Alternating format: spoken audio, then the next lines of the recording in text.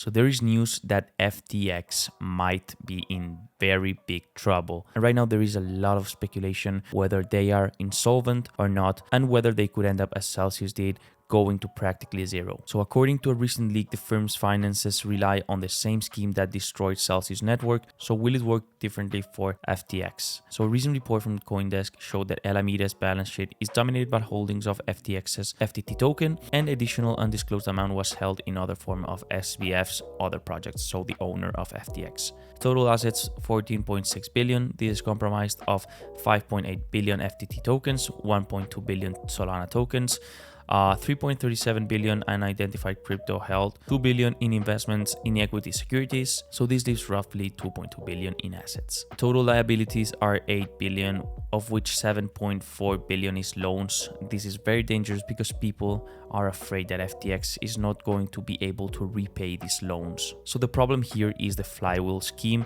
which is the same that Celsius used. So basically you create a token, in this case FTT, pump the token price, and you mark gains to the balance sheet, show the gains to the investors, and then raise cash through equity sales or loans, which results in pumping the token even further. So the problem here is that the flywheel schemes enable the firms to mark their illiquid token holdings to market value. But in reality, these tokens cannot be monetized because the markets are so distorted.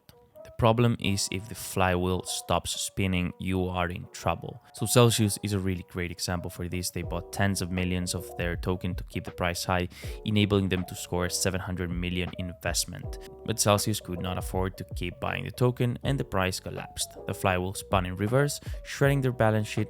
Creators are stuck with hundreds of millions of selling even a small fraction will crash the market to zero. This is the problem with the flywheel scheme, and we are seeing something very similar with FTX. So Alameda Research currently find themselves in the same exact position. They hold more FTT on their balance sheet than tokens currently in circulation, according to market aggregators. Here we can see that the demand for their token is practically inexistent. There is no organic demand for their token whatsoever. If we compare this graph, which shows the active addresses holding that token, to a real crypto asset that has some demand, the difference is absolutely immense. You can see that this is practically just like a flat line, and here we can see a lot of movement. So the big question here, guys, is who does Alameda Research owe $7.4 billion, and how in the hell are they going to be able to pay them back? And now we can get to CZ. 22 hours ago, he tweeted that as part of Binance's exit from FTX equity last year, Binance received roughly 2.1 billion USD equivalent in cash, BUSD, and FTT. And due to recent revelations that have come out to light, we have decided to liquidate any remaining FTT on our books. And here we can see that someone transferred almost 600 million US dollars from an unknown wallet to Binance in FTT tokens, to which Changpeng Zhao tweeted, yes, this is part of it, therefore confirming that they are liquidating obviously their position. They hold 2.1 billion US dollars, so this is all part of it, but there is still more to come. Liquidating our FTT is just a post-exit risk management learning from Luna.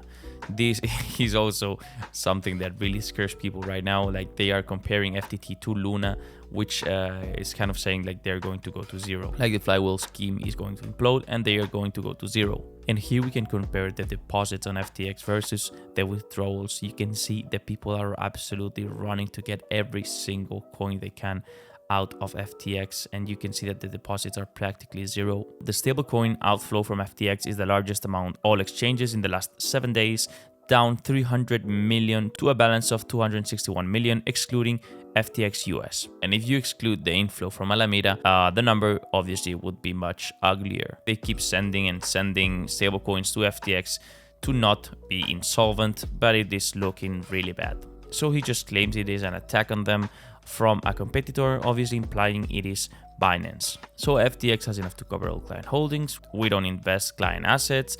We have been processing all withdrawals and will continue to be. It's heavily regulated. Even when that slows us down, we have GAAP audits with 1 billion excess in cash. We have a long history of safeguarding our client assets, and that remains true today. And he ends up quoting Changpeng Zhao, asking if they could work together for the ecosystem. So I don't know, guys. I think it is looking shady for FTX. At least if these sources are true and reliable, we would have another flywheel scheme, which obviously results in the price of the token and the exchange basically going to zero and them not being able to repay absolutely anyone. Having said this, guys, I really hope you enjoyed the video. Leave a like and subscribe if you haven't already, and I will see you on the next one.